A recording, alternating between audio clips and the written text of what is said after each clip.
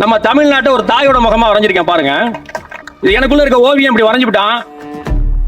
அப்புறம் அதை பார்த்துட்டு கவிஞன் என்ன பண்றான்னா அங்க உள்ள மாவட்டங்கள் எல்லாம் உருவகப்படுத்துறான். எப்படின்னா நெற்றி சென்னை, திருவள்ளூர் நெற்றி சுட்டி, தாடை கன்னியாகுமரி, நாகப்பட்டினம் நாசிப்பட்டினம், நீலகிரி காது, மாமல்லபுர சிற்பங்கள் நெற்றி பொட்டு, திருவண்ணாமலை புருவம், விழுப்புரம் கடலூர் கருவிலி, சுவாச குழல் மாதிரி இருக்கிறது தஞ்சாவூர் கும்பகோணம் கோவில்கள் மூக்குத்தி, சிவந்த உதடு சிவகங்கை, மானாமதுரை குண்டுமல்லி பற்கள், கல்லு போல கண்ணமா நாமக்கல்லு, குண்டு போல கண்ணமா திண்டுக்கல்லு, கண்ணக்குழி மாதிரி மையமா இருக்கிறது திருச்சி, கேரளா கர்நாடகா ஆந்திரா மேற்கு தொடர்ச்சி மலை காடுகள், தமிழ் தாயின் கூந்தல், அன்பு தமிழ் நிலம் எங்கள் கேடயம், இன்ப தமிழ் மொழி எங்கள் ஆயுதம்.